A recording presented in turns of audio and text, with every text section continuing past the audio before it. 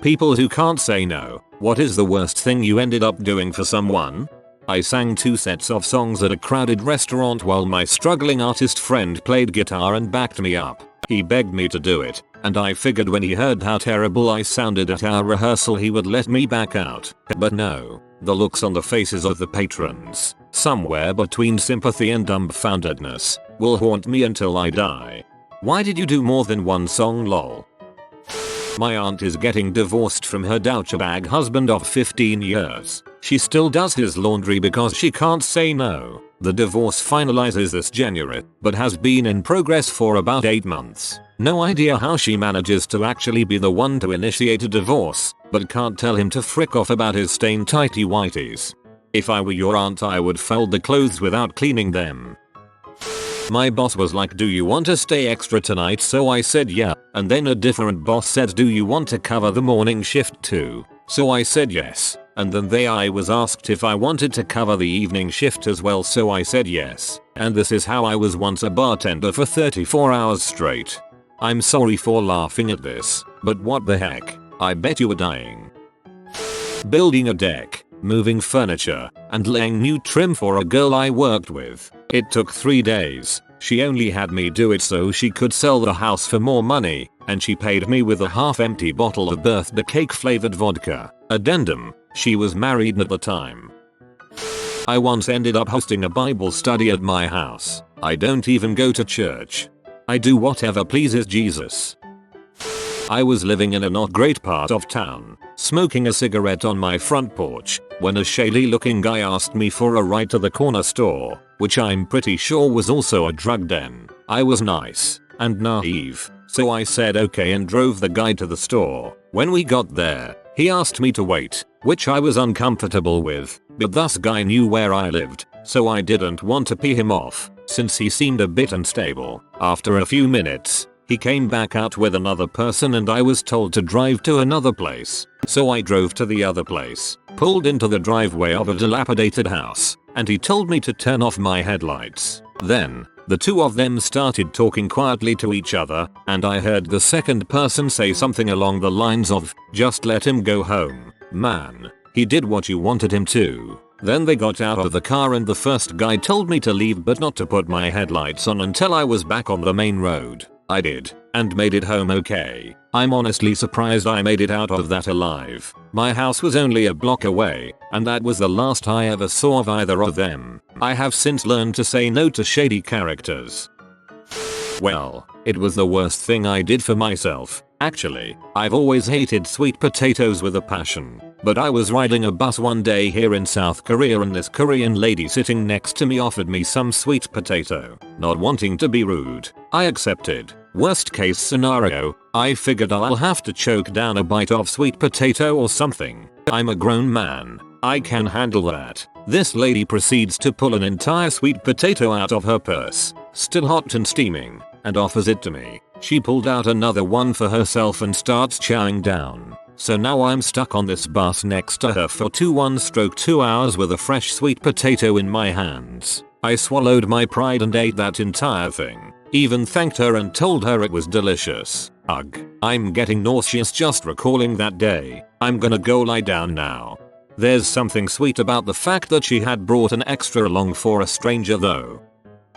Not me but my parents. We have lots of relatives in Europe. My dad had a lot of brothers and sisters, but he's lived in North America since his early 20s. Random relatives, like a niece's daughter who he's never met, will get in touch, saying they are coming to Canada for a month. My parents will pick them up at the airport 2 hours away, let them stay for a month while they feed them and give them tours of the area, and then the person goes back home. This happens about once every 2 years with some new distant family member looking for a free vacation in Canada. All they need is airfare. It's a huge strain on my parents who are elderly, but they just can't seem to shut it down. If it was relatives they actually know whose company they enjoy, no problem. But geez, one time it was a niece whom they'd met once when she was a child. Her husband and their 2 unruly, rude children. I would not dream of flying to Europe and imposing myself on strangers for a month, but apparently it's just expected that you roll out the welcome mat for anyone you're remotely related to. All I know is, if these people contact me with an announcement that they're coming to visit, I'm going to give them a list of hotels in the area and wish them a nice holiday. Man, the exact same thing happened to my parents when they bought a house on the beach in Florida. Suddenly all the relatives we hadn't seen in a decade acted like they were close family. It sucks how many people are fake and shady as heck. When I was 16, my girlfriend's brother's bike was stolen from their front porch. So we search the area in my car and see two guys riding the bike. So we pull over, yell at them to give the bike back. They then ask for a ride home. And I did. That was pretty awkward, lol. I bought my father a cabin with the agreement he would make monthly payments on it. We had it all laid out and I was happy to help him fill a dream. After 6 months and lots of arguments, I realized he was never going to pay me anything, so I began the process of getting the house back. After a lot of time passes and he has remodeled most of the house, he offers to sell it back to me at a 150% markup, saying I could resell it. He made it sound like I was crushing his dreams. I gave him a property I had that was worth $5K and an additional $5K for remodel to the house, and we agreed. Keep in mind I am out what I paid for the house in the first place. He has gained $10K in assets and a home for free for 2 years. Turned out he has tried to sell the property and nobody wanted it. He was selling it for 300% what I paid. Under my nose. He lied to me and took advantage of me. Here I am 4 years later, 6 years after buying it, and I still can't sell it. My mother lives nearby the house, so I asked her to help me sell it, show it, and I would give her 15% sell price. I live 1,500 miles away. Turns out she had not been trying to sell it, but rather she was living in it and lying. I found out earlier this month. My teenage sister posted a selfie and I could see the bedroom in her reflection behind her. I called my mother immediately and told her to get out. She is refusing to send me my keys and I currently have no way to get to Texas to take care of this. She has also cut off contact between my sister and me. Jesus, the parents have become the children. I couldn't say no to a friend who asked me to go on a bus trip to New York's Radio City Music Hall as a chaperone for a group of middle school students. They couldn't get enough parents to volunteer. The trip was a disaster as the bus broke down just outside Manhattan. It poured rain, and 2 of the kids had stomach sickness from riding the bus and nowhere to use a bathroom with the broken down bus pulled over on the shoulder of a busy expressway. The scourge of the pickup truck owner is that everyone you know thinks you bought it to help them move one day.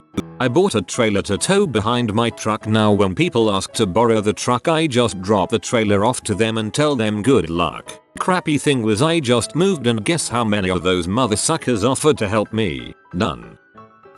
I was home during college for the summers. A middle school friend suddenly called me up after going through 6 people to track down my number. He needed a place to stay for the weekend. Back then, I just couldn't say no, so I said yes. House wasn't that big. 4 other people excluding me were already living in it. And then he comes. I notice within seconds that this guy has changed a lot. And for the worse. It turns out he's stinking. Tells me he's been on the road since a couple of weeks. He's having some issues with his girlfriend. And he's talking about weird things. He wasn't even on drugs or anything. Anyway, he stays on way past the weekend. I'm wondering if he'll ever leave. Nope, not happening. Everyone in the house is a little freaked out because he has no basic manners or consideration for anyone. Too many incidents to state now. One of them is that my mom caught him eavesdropping outside my parents' bedroom door at 2 AM. To cut it short, I had to make a plan with my friends and leave the city,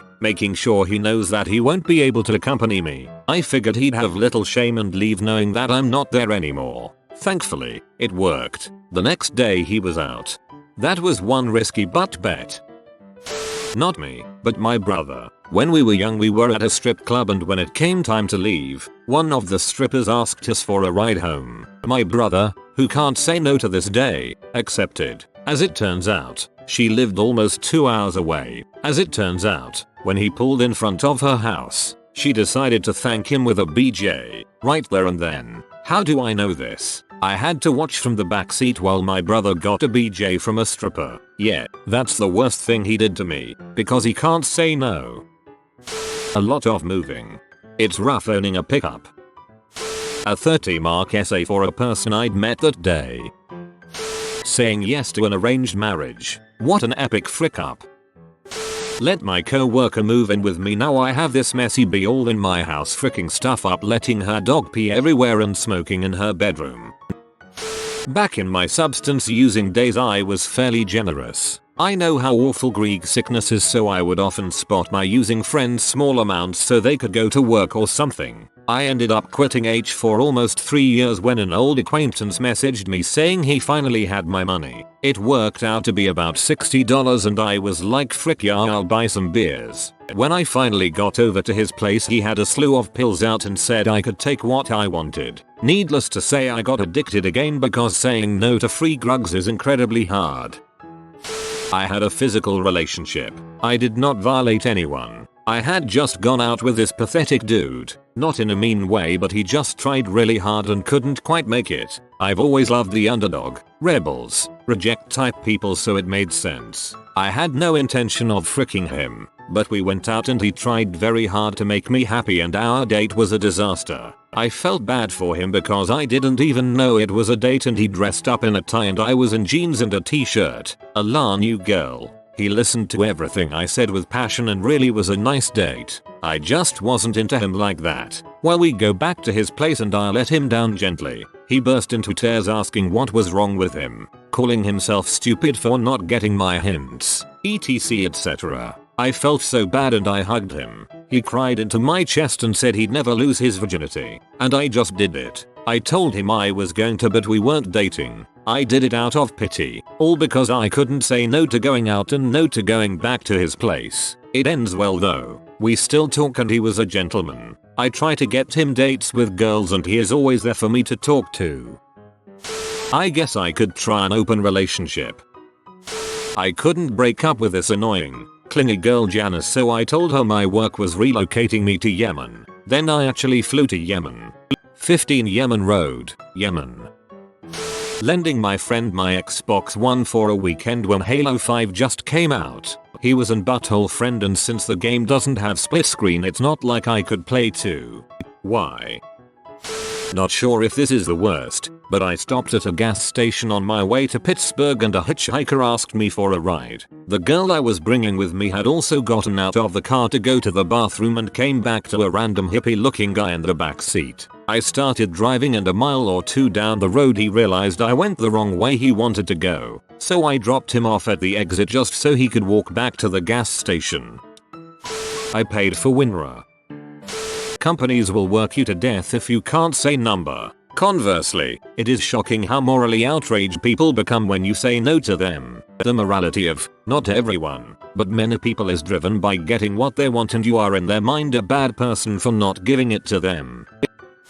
Like this video and this good bee will play you a nice song. If you are new to the channel, you can subscribe. I publish new videos every day. Until then, check another video, or don't. Either way, have a great day you magnificent people.